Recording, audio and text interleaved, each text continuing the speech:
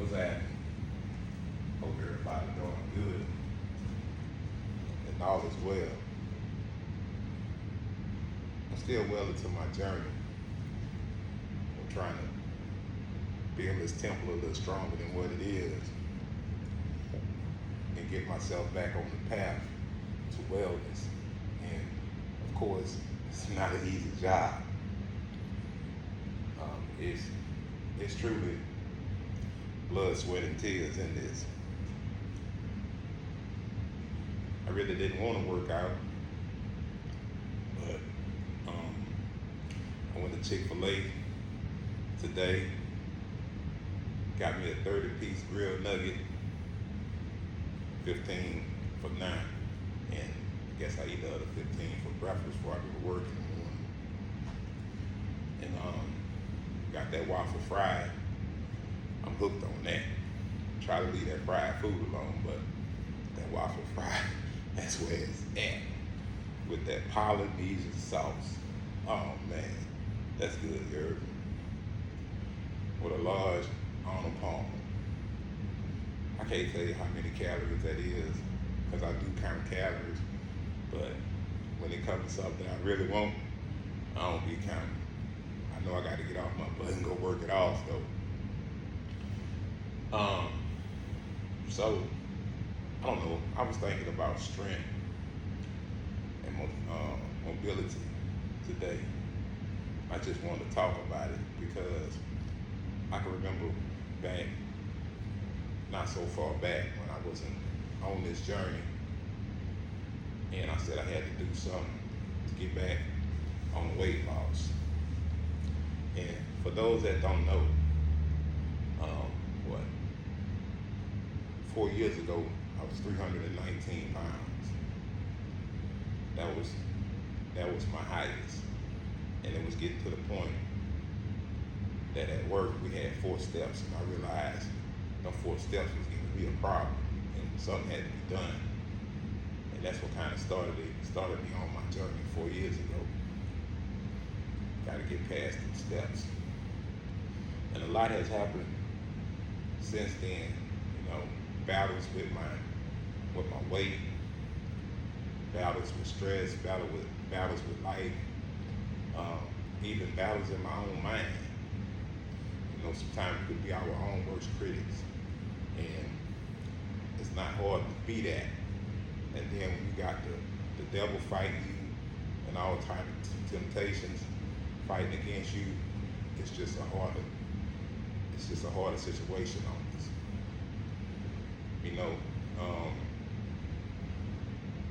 Looking in the mirror sometimes, not liking what you see. The mirror could be dirty, it could be dusty, it could be foggy, the mirror could be cleaned, and behind you cleaning it, you still don't like what you see. So I was thinking about this story in the Bible about Samson. For those that don't know, Samson was very strong. I'm in the process of now trying to read the whole Bible. And my grandfather got me started on that journey. Every night he would read the Bible and he would say that he had read the whole Bible twice.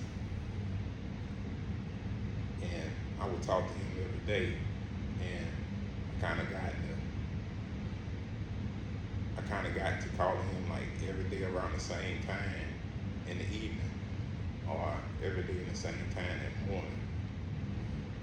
And I kind of built the schedule off him, because I almost knew what time not to call him at night, because he was reading his book. And I don't like to disturb people when they're reading the Lord's Word.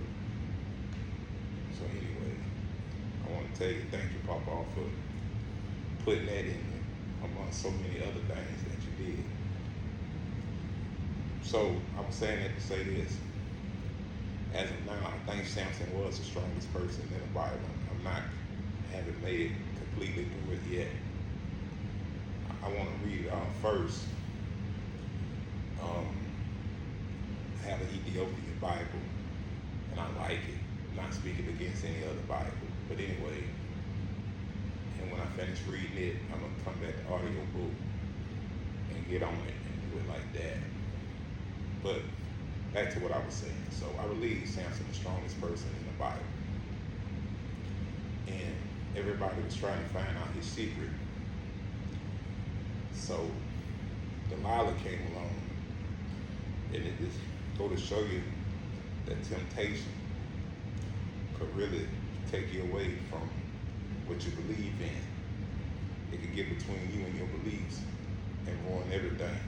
I mean, it's fair to say that a lot of wars were started through temptation, but we're not going to get into that.